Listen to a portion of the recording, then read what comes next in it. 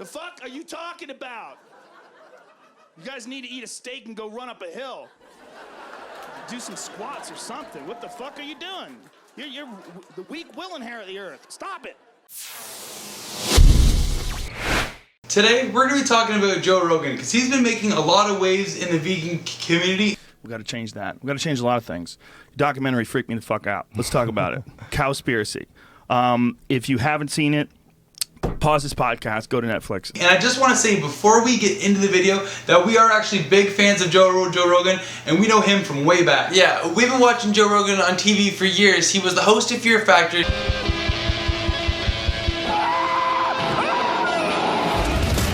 Everyone remembers that show where he was just pushing people to the extreme. If that wasn't enough, we are now growing up with Joe because he's the commentator of the UFC. It's this whirlwind. You know, I remember when he first knocked out Kyle Uno, when he came in and stopped Dean Thomas. Everybody's like, right? Look at this guy. Yeah. Now, there are a lot of things that we agree with, also a lot of things that we don't agree with. Like, he knows a lot about martial arts and really does have a lot of insight into it, but he is also a big hunter and eats lots of meats, and that's really something that we don't agree with.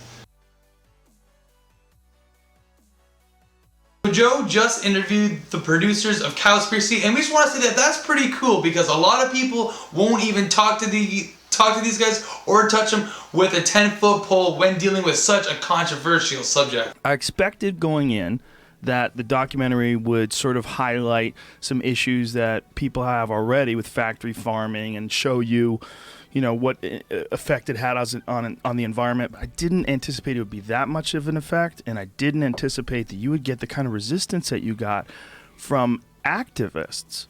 The beginning of this interview was actually pretty good because he did see Cowspiracy and agreed with a lot of the points. He really liked on how the movie exposed the animal agriculture industry on how it is destroying our planet. I see all of your points on nature, and I agree with you 100% on the factory farming situation. So instead of fixing it and making it better, they make it illegal to report all this unethical, fucked up, dark shit they're doing to animals.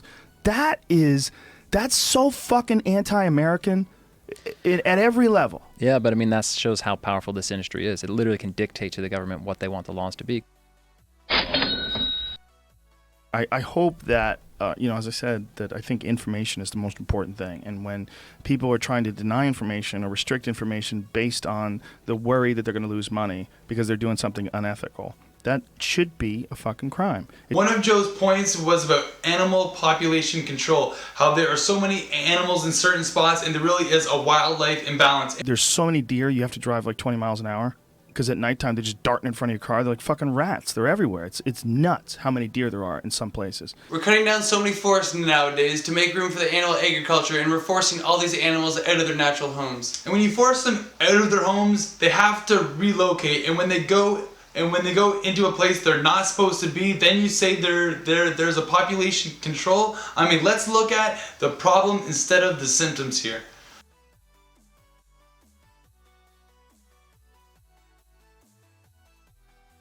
In the interview, Joe was really startled to hear exactly how much resources and land it takes for a meat eater versus a vegan. It takes 18 times more amount of land to grow your meat than it does vegetables and plants.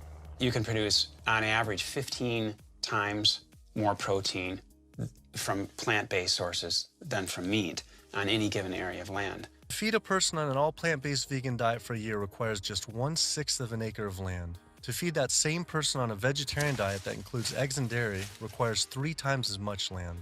To feed an average U.S. citizen's high-consumption diet of meat, dairy, and eggs requires 18 times as much land. This is because you can produce 37,000 pounds of vegetables on 1.5 acres, but only 375 pounds of meat on that same plot of land. Right, but you're talking about endurance athletes. You're talking about skinny guys that run a long time. You're not That's talking about explosive depending athletes. on what you're talking about. Look, I mean, if you looked at like mixed martial artists, for example, or boxers or explosive athletes that have to optimize the physical capacity of their body, there's very, very, very, very, very few that have vegan diets. And few have tried it and they felt weak. We couldn't believe that Joe even went as far as to say is that vegans are skinny. There's no way Joe Rogan has ever seen Patrick Babu Main or David Carter, a 300-pound vegan, and Pat being the world record holder in the yoke walk. These guys are complete monsters.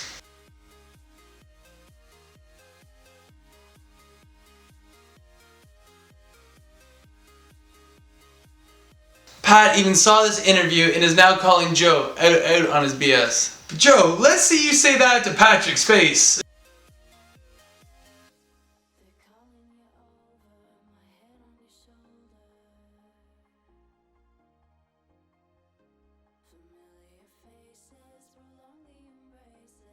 Another one of his points was that there aren't many vegans in sports nowadays. Let me just say, there's not that many vegans, period, but we are coming out and there are plenty of vegan athletes.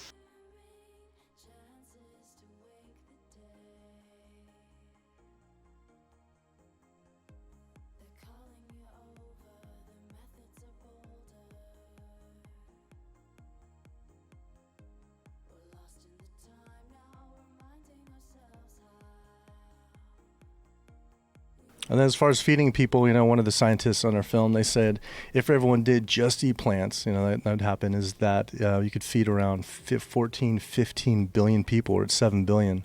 And the way we're eating right now, we need 2.5 planets. With overpopulation, droughts, lack of food, going vegan is important now more than ever. What if people just lose weight? People are fat as fuck. What if everybody just stops eating so much? Can't we just drop it drastically? Another one of Joe's points is, what if everyone just ate less? What if everyone just ate less? You're gonna try and make me eat less? I'm just gonna walk around hungry. I'm gonna want to binge. I'm just gonna go crazy. Serve everything you've got, even leftovers if you have to. Hurry up, he's starving. People are gonna have no energy, productivity is gonna go down, and not only that, but in current trends, you can't expect people just to eat less. And not only that, life is about abundance, life is about having as much as you want, working with nature, and really having what you want. He actually shows a little bit of compassion here. He says they're beautiful creatures and he appreciates them. It's fucking cool, man. Wolves are cool. You know, to be out and hear and see like a fucking pack of them, there's an electrical living beauty in all that, that if it's gone forever. On an episode for Fear Factor, they had to go to a slaughterhouse, and he said it felt terrible in there, that you could honestly feel the death in the room, and that there's a huge disconnection between the humans and the animals. It's like we live in concrete boxes and we drive in cars, and it's like we forget that we are part of this whole system. You know, whether you want to or not, it's like you're part of the system. You're dependent upon the atmosphere for your air. You're dependent upon the ground for your water. It's like you're dependent on the soil for your food. It's like this is it. There's no way of getting out of it. We went to a slaughterhouse on Fear Factor once. Wow. This stunt they had to do in a slaughterhouse. And I remember the feeling that you got when you were in the building. It was like, ooh, dude, like there's like a feeling in the air here. Like, I don't want to be all hippy-dippy, woo-woo, crystals and all that jazz, but I really felt like you could feel despair. And this confuses us a bit because he says all that, and then we see him on the cover of a hunting magazine killing a magnificent animal. And not only that, there's such little wildlife left that you want to go out and kill these animals. It doesn't make sense to us at all. What did we do? So how'd we get here? There's nothing that you want to love and kill at the same time. And this goes for all the people that say that they love baby pigs, they love lambs, but then they go and eat bacon and contribute to the slaughter of these animals. It doesn't make sense at all. Studies are coming out all the time, and as long as you don't turn a blind eye, we can now use this information to turn things around.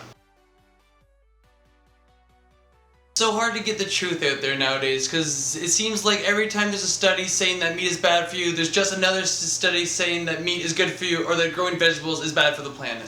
But we need to look a little bit deeper here, because the studies that say that meat is good for you is also paid for by the meat industry themselves. So we really need to look at the ones that are conducted by the universities and a non-biased look at things. A lot of this is about money, the good old mighty dollar. And companies nowadays are being forced to start making vegan options. With so many people waking up and realizing and seeing the correct information and then making the choice for themselves. Like people say, like, don't tell people how to live their lives. I'm full on. Don't tell people how to live their lives. Well, you didn't. Yeah, the first way you get someone to put up a wall is tell them what to do. It's like, give them the information, allow people to make their own minds. And that's exactly what we're seeing. We're seeing people making massive lifestyle changes. These companies are following the money because I know ourselves, I used to spend a ton of money on meat and dairy, but now I'm spending a ton of money on fruits and vegetables. And guess what? They still want our money. So this is why we have so many mainstream companies, kind of like the dairy industry, offering soy milks, almond milks, cashew milks, still make cash in on lots of money. Dairy's just not fucking good for you. Yeah. It tastes awesome though. Unfortunately, it's great with cookies, but it's just not. It's not good for you. But even contributing to a better planet. Companies like Ben & Jerry's making vegan ice cream. And not because they're necessarily looking out for our best interests, but because they want the cash. You should eat what we've eaten up until now. Like all the thousands of years of human development we've developed specifically for certain diets. Joe thinks we should keep eating the way we have been for the past thousands and thousands of years. Now last time I checked, thousands and thousands of years ago, we didn't live really that long. And it's through thinking and technology that we have becoming to live longer through looking at the information. And now the information is telling us to stop eating the animal products and making healthier choices. Now, I will say scarcity of food is one thing, and you have to do what you can to survive, but we are in the year now 2016, and we have technology, and we can cultivate anywhere on the planet. Yeah, we live in North America, Joe. There's lots of grocery stores on lots of corners, lots of supermarkets. You can get your food. What I like to do, I grow a lot of my own vegetables, and the last few years I've been hunting, and this year eating, trying to at least exclusively stuff that I've killed myself. He believes that we should eat what we kill and everyone should hunt. Now that may have worked a couple hundred years ago when there wasn't that many people on the planet and there was lots and lots of wildlife, but we have 7.2 billion people on the planet. If everybody just went out and hunt and killed everything, we'd be done. I'm the wrong guy to have this conversation with you guys, honestly, because I just don't know enough. And I would love to have some sort of someone who really understands human physiology, someone from the paleo community that's really smart, like a Rob Wolf guy would be a good guy to talk to you guys. Well, who would be? If I wanted to get two guys together, like a Rob Wolf and then a scientist who's supporting the vegan diet, who would those two be? Garth Davis. Garth Davis. He even said he wants to bring in the paleo expert Rob Wolf. And the Cowspiracy producers want to bring in Garth Davis. Let's lock these guys and let's see this interview. I would love to see that interview. Please make that happen. I'll try to fly them both out. We'll give you a contact if you want. He even said that he would be willing to try and fly these guys out and find the truth. And this is where we really like Joe, because he's not really against vegans or pro-vegans or this and that. He is a truth seeker and he wants to find out the truth. He looks at information and decides for himself. Joe, he's a smart guy, and he seems pretty nice, so it just seems eventual that he's gonna find the vegan lifestyle. Now, we are super excited for him, and we can't wait to see how his journey progresses. Now, we just want to say, if you guys like this video, please give it a thumbs up. Let us know what you think in the comments below, because all we know that it's fruits and vegetables for life, and it's fruits and vegetables for the win.